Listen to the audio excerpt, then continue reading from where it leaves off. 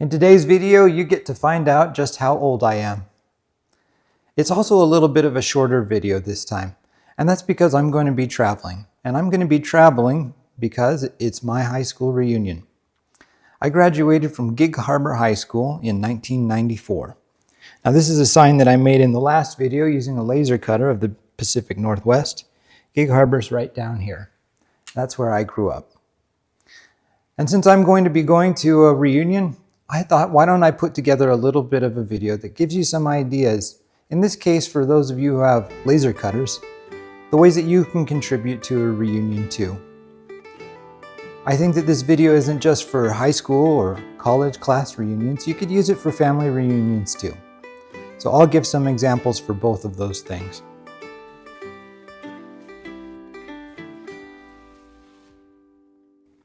We'll start with name tags. These are the name tags I made for our reunion. It's got our names on there, of course, but it also has Gig Harbor High School on one side and the year we graduated on the other. I'll show you how I put this together, but I'll do it in an example that may be more applicable for a family reunion. Let's get started with that. I'd like to start by showing you how I created the vector file that cut out the name tag. I'm using a suite of software called Inkscape, which is a free editor for SVG files.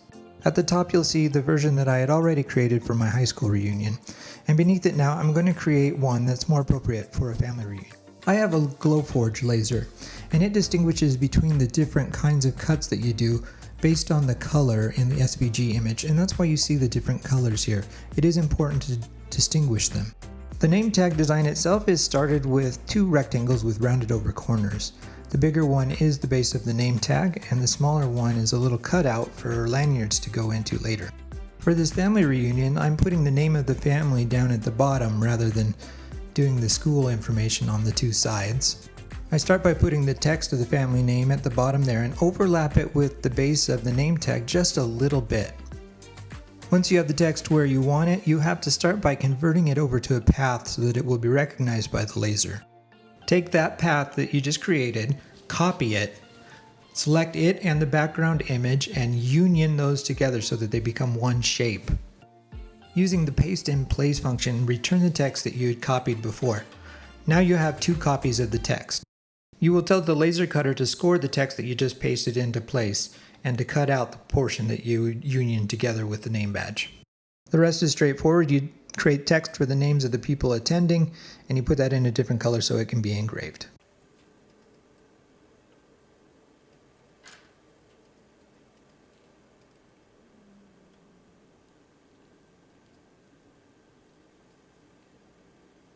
Now, every reunion could use some decorations, and that's especially true, I think, for a school reunion.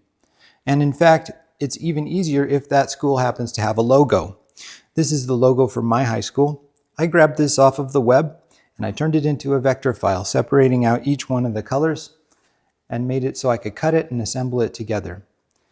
Let me show you how I did that on the computer and how I put all of the layers together. Once I have an image of the logo, the thing that I have to do is isolate each one of the colors and put it into its own image.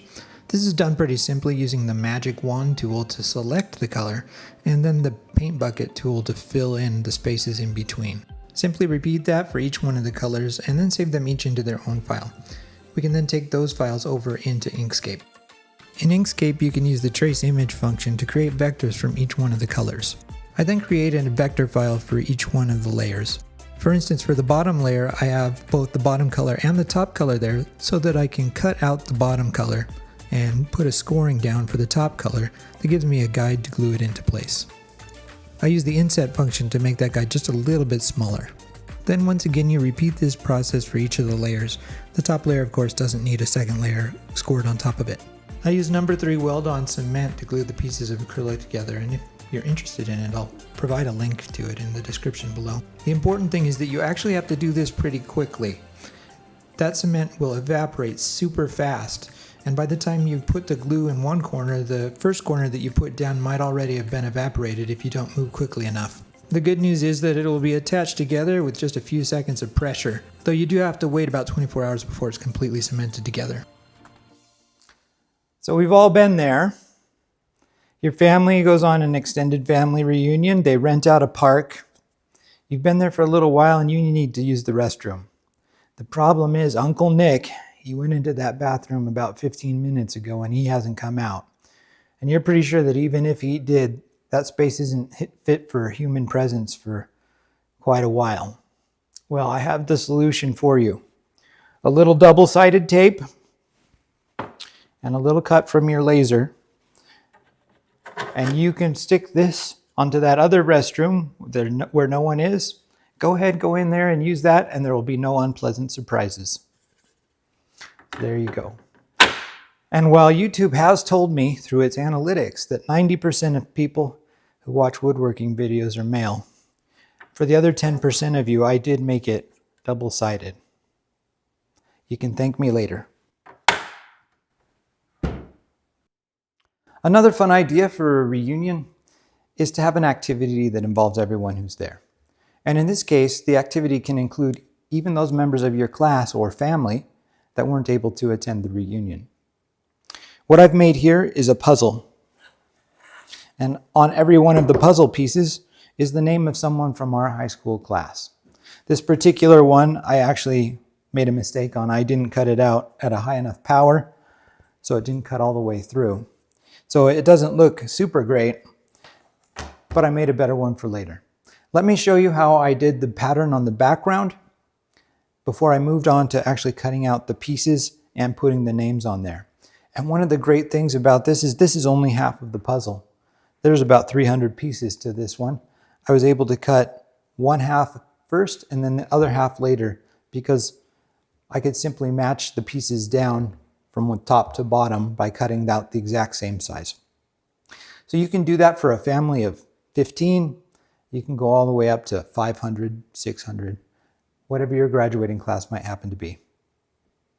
Let's check out how we can do that. I start with this cool jigsaw generation tool that you can find online, and I'll provide a link to it in the description below. You can tell it how many rows and columns, and it just generates that file for you. The SVG file for the puzzle is done in layers similar to the decoration. I first used a tree silhouette image that I found online, and I used the trace image feature to make an SVG version of that. I then found a Tolkien font generator, and I created an image of the word Baggins, which I brought over and traced as well. The tree and the family name are going to be scored separately in order to create some stencils that I can use to paint those in.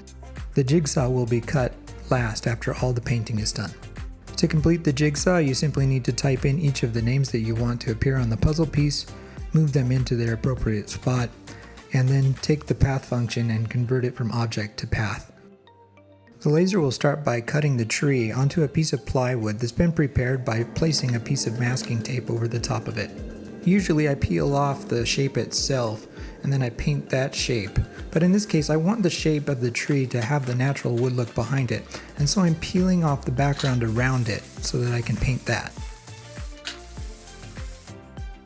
Once that paint is dry, I can remove the remaining tape.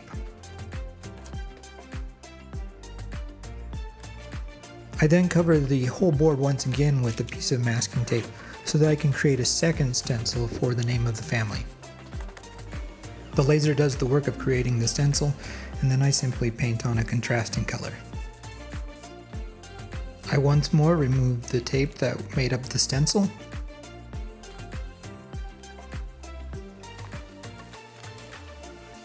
And I once more put down a new layer of tape, this time to assist with the cutting of the jigsaw itself.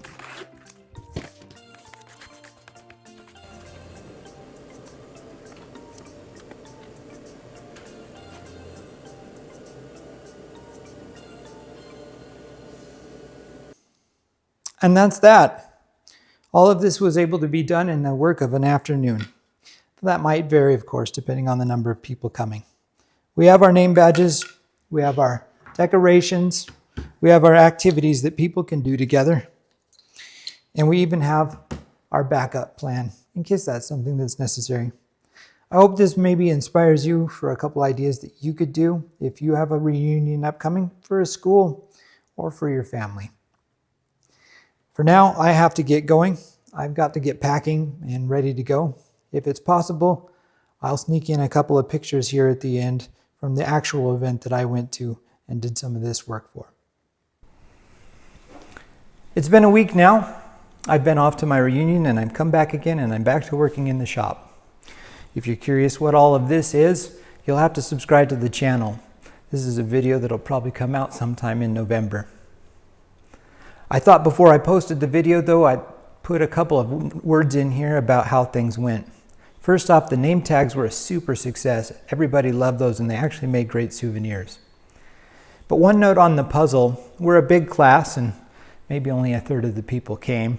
I think it might have been a good idea to assemble that puzzle first with the names of all the people who didn't come to the event. Just set that out on a table. Then pass out the puzzle piece for the people who did come, and their little contribution can be to find where their particular name went. Otherwise, it's too much of a distraction from all the socialness that is going on. With the family reunion, that may not be a big deal. I did take some pictures. I think most of those I won't show here. They're mostly of my old friends, and they don't want to be involved in this video. But I will show you two. The first is of my friend Scott, and you may remember Scott from the video that I did of the pirate sign. I'll post a link to that here. He was there, and he had a great time. And then there's this awkward one of me, where I replaced my name tag with one of the decorations. It was a lot of fun. I think you can have a lot of fun too using some of these ideas if you have a laser cutter or know someone who does, and contribute to your reunion. In the next one, we'll get to something a little more woodworking involved. I hope to see you there.